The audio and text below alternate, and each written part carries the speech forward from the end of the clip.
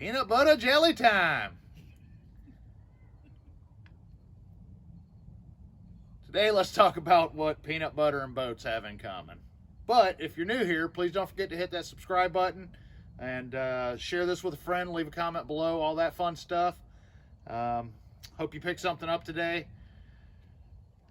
So peanut butter and boats, they really don't have anything in common. Peanut butter is just a phrase that a lot of folks use, including myself sometimes, with different putties, bonding putties, fairing putties, things of that nature. And the reason we call it peanut butter is because that's really about the consistency that we're looking for when we're making it, when we're mixing the putty up. We're looking for that creamy, smooth feeling and texture. It spreads real easy, stays smooth. So y'all stick around. Make sure to leave a comment below. Tell me what you're looking for in these videos. I'm doing these for you guys. And let's get right on mixing some putty here, folks. So here's what we got. Again, this is a bonding putty that I make. It's a fiber reinforced bonding putty. I use this putty for various things. If I'm bonding stringers or bulkheads to a boat, if I'm bonding cleats or rod holders or anything like that to a boat, I prefer a structural type putty with some fiber reinforcement in it. That way, if there's any flexing going on behind the scenes, those fibers will help lock in that resin matrix instead of just having fume silica or micro balloons or talc, which is a no-no in boats. So let's get right on it here, folks. In here, I have probably about 12 ounces of general purpose polyester resin. I say general purpose, it's a laminating resin, which means there's no wax additive in it. So I can come back at any point tomorrow or the next day and laminate or go right over this with something else. I don't typically do that beyond about 12 hours. Most of the resins you're good after up to about 24 hours, but 12 hours is my cutoff window. If I don't get the next layer put on or get it glassed over within 12 hours, I hit it with a grinder, some 36 grit paper or some 50 grit paper on a grinder, and I scarf that edge or rough that edge up, agitate it. That way I know I'm getting a good bond in there. What I have in here, I don't know if you can see it or not, but these are 1/4 inch milled fibers, and basically all they are is that woven roving that's ran through chopper guns that's been used to build a lot of boats, and it's cut into 1/4 inch lengths. It's loose, and I have about 12 ounces of that in here by weight, and I am just going to mix it in with my resin, and I may not be able to get it all in there, and that's fine. When I'm making this putty, I try to shoot for about a 50-50 ratio of fiber weight to resin weight, which in most cases is about as strong as you're going to get. Glass to fiber ratio with an open wet out or open layup. And we got them in here now. Let's go ahead and put some more in. You don't want a real resin rich laminate. Resin rich just means that it's brittle and weak.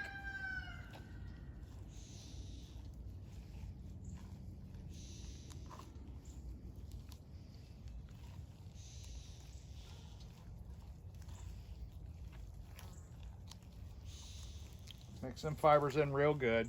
Scrape the bottom, scrape the sides, do that several times.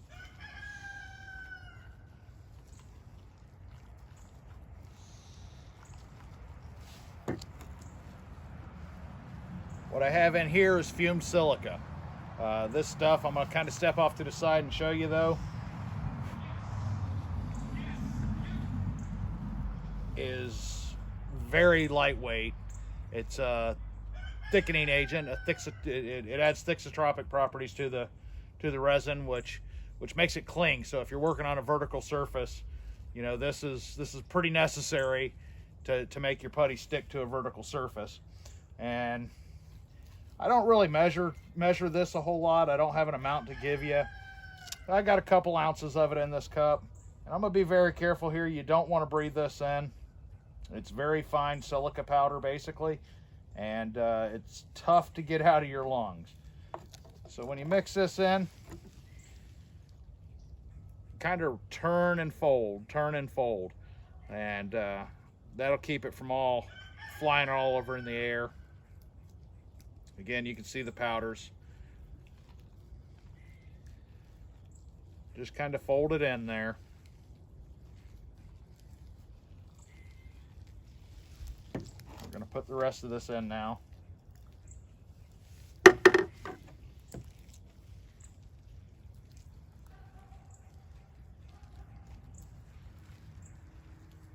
Like I said, that just it thickens the resin up, makes it a little stickier, as if it wasn't sticky enough, right?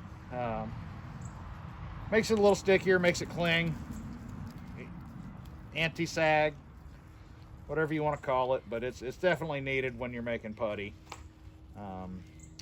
I will say, be careful with it.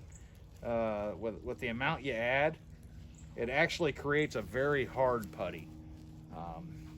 So we'll get into that in the fairing compound portion a little bit more, but you don't want your putty really hard and brittle. You just want to put enough in there to make this stuff stick. Let the fibers kind of hold it together. So that's looking pretty good. One thing I want you to keep in mind is when you catalyze this, we need to catalyze it for the amount of resin that we put in the cup, not the total mixture. So like I said, I have about 12 ounces of resin in here. So depending on what ratio I want to use, which this, I'm bonding a stringer, I'll probably use about 1.5%. I'll catalyze it accordingly. You can catalyze it up to about 3%. However, if you go 3%, you need to work very fast. So that's it, guys. There's my fiber reinforced bonding putty.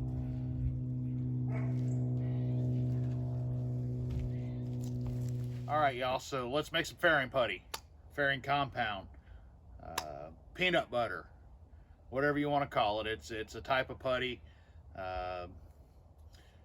In the marine business, we call it fairing putty. They call it filler in the automotive industry. It's all serves the same purpose, to make a fair and true surface before applying our paint. So you'll see here I have some blue gel coat. I like to use gel coat to start my fairing putties with, primarily because I have an abundance of it. You can use resins. Gel coat is a type of polyester resin, but I tend to have more used gel coat laying around than I'm going to use up. So this is my way of saving from wasting material. So I have some blue laying around here.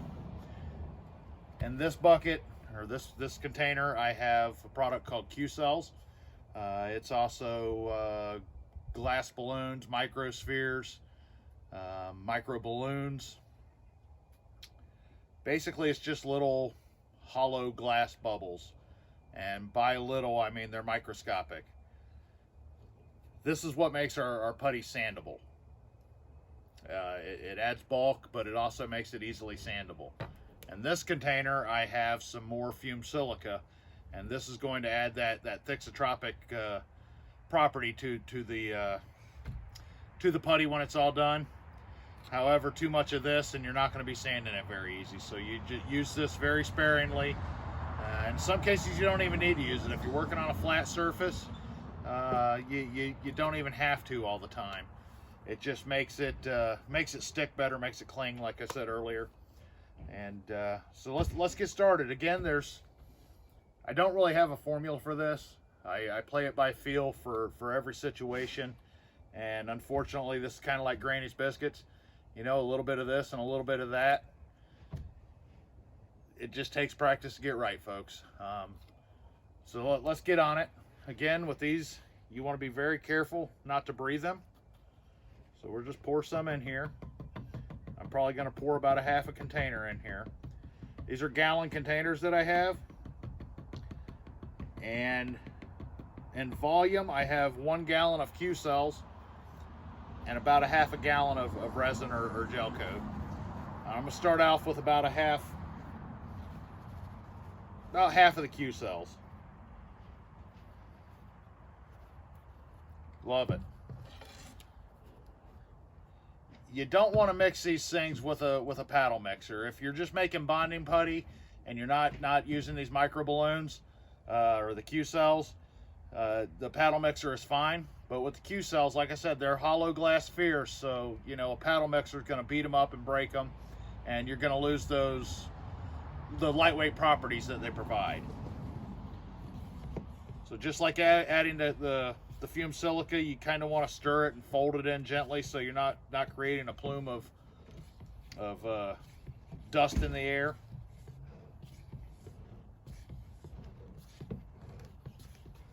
You want to be gentle with it too, you know. Just don't go in here like a crazed animal and just pounding the crap out of it, because you'll break the spheres and you'll end up with a heavier putty than you should.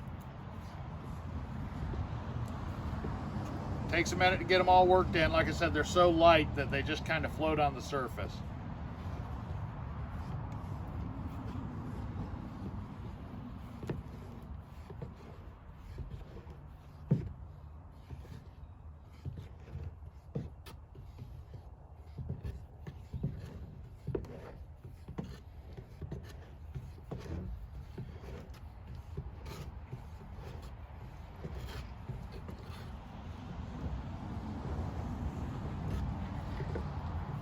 Some folks call it peanut butter, like I said earlier, and the reason they call it peanut butter is because that's about the consistency that you're looking for most of your filler needs. That just that kind of thick, but at the same time slightly loose consistency, smooth, spreads real easy. So yeah, they call it peanut butter for that reason. But if you're working on a flat spot, like say the floor of a cockpit in a boat, something like that, where you're going to be working up and down, you don't have to quite take it to that peanut butter consistency. If you use a fabric with a heavy weave, such as like an 18-ounce woven roven, you know, that's got a pretty heavy weave that you need to fill before you gel coat it so you can create a slick surface. You can go pancake batter. Pancake batter works great for that. It spreads super easy, and no need to go any thicker when you're working on a flat surface like that. You'll save a little bit of material that way. Get it spread out, and then you just sand it down till you hit your glass. And that sanding and grinding is going to be a whole other video, folks. Right now, let's just concentrate on the putty. So yeah, this right here would be perfect for working on a cockpit floor or on the top of a deck, something like that. It'd be the perfect consistency, in my opinion.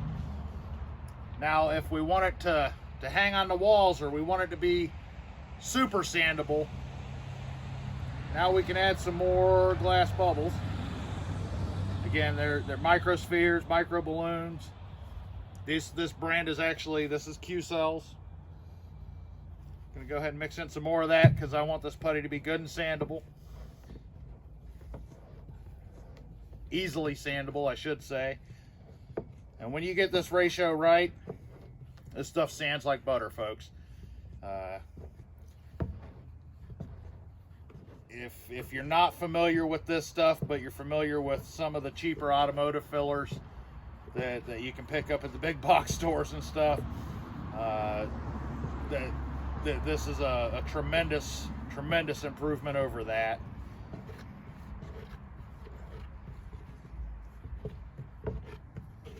See, we got it a little bit thicker. We're gonna add some more. Like I said, I really want this stuff to sand super easy, and that's what the Q cells are for, to make a lightweight, easily sandable product. And I buy these things in 25 to 50 pound quantities, usually a 25 pound, because a 50 pounds just a just a huge amount. This gallon container didn't weigh a quarter pound, to give you an idea how lightweight the stuff really is.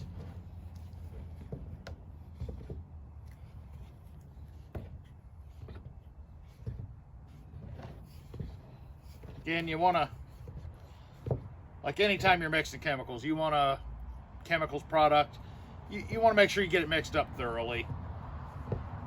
It's a little trickier with the balloons because you do have to be more careful with it. Takes a little more time on the mixing, but that's okay. You know, we want a good product, we want a strong product, a durable product, and we want consistency. So again, I don't have a formula.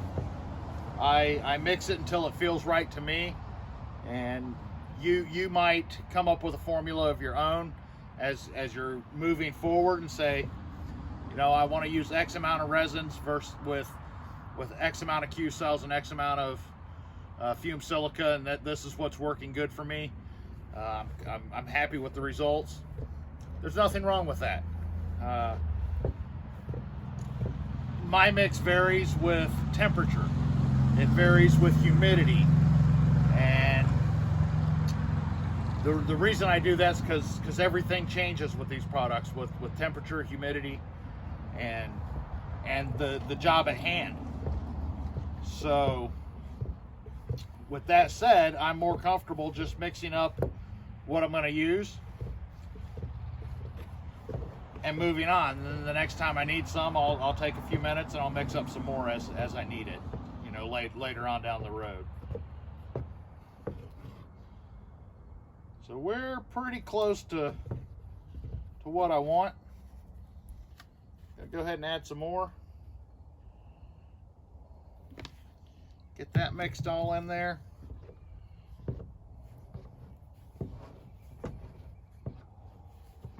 Like I said, guys, you can see this stuff blowing around. I got the wind blowing the right way. Don't breathe it in. Don't breathe it in. Put yourself at an advantage where the breeze is blowing and keeping this stuff away from you. A lot of good people have gotten sick because of this type of thing right here.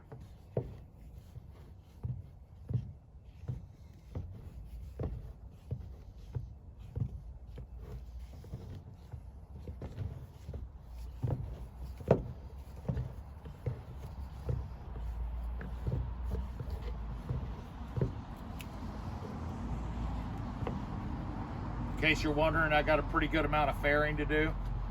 I'll go ahead and pour the rest of this in, get it mixed up. Wasted a little bit there. And that's gonna happen with a product this light. You know, I could have put a funnel up here and guided it in that way. Not too worried about that little bit of waste though, to be honest with you.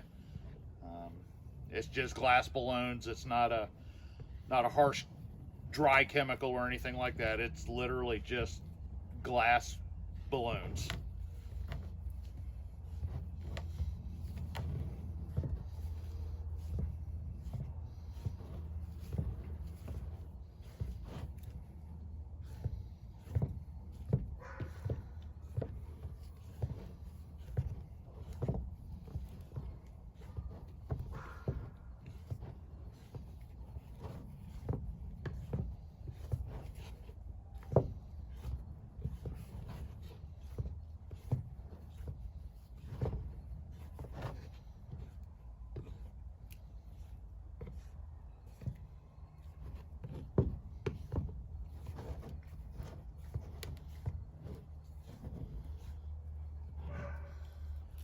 Now, just to show y'all,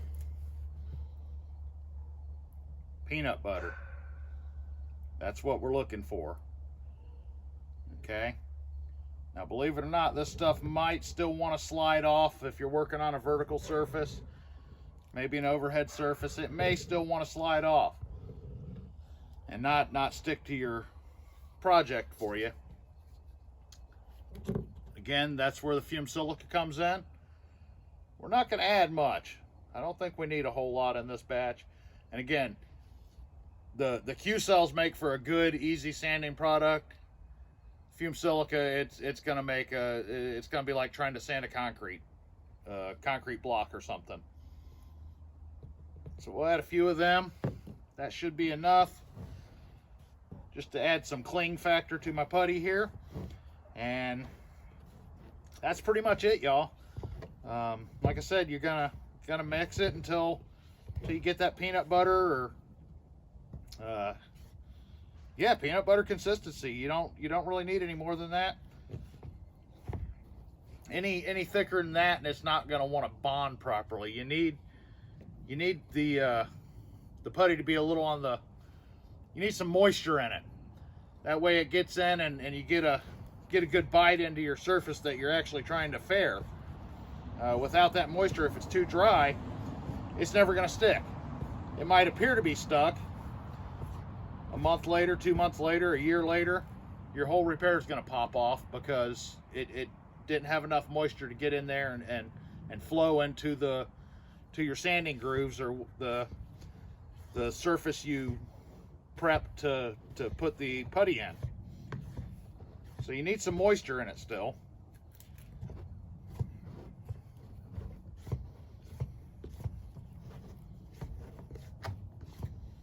There's a lot of ways to apply this. I use, depending on what I'm doing, you know, there's some products out there. Flexi Sander makes some. They're pretty pricey, but if you're doing a big project and you want to look into that, look into Flexi Sander. Like I said, on a really big project, they're worth it. On a small project, you'll be better off just applying it and sanding it back off to shape it the way you want. Putty knives, trowels, plastic squeegees, just about anything will get the putty on for you.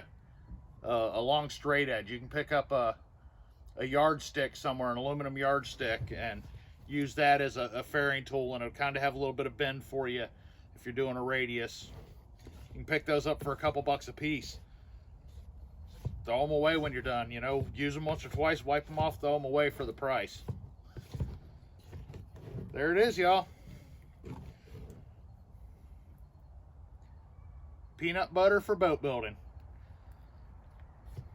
Y'all get to see me apply some of this stuff here in the next video or two. But yeah, it's that simple. Takes a few minutes. I just turned a half a gallon of polyester gel coat into 3/4 of a gallon of high quality fairing putty that will be used up, and it won't let me end up wasting all this extra gel coat that I had. Got a nice lid on this free container. We're ready to fair a boat. Thanks for sticking around.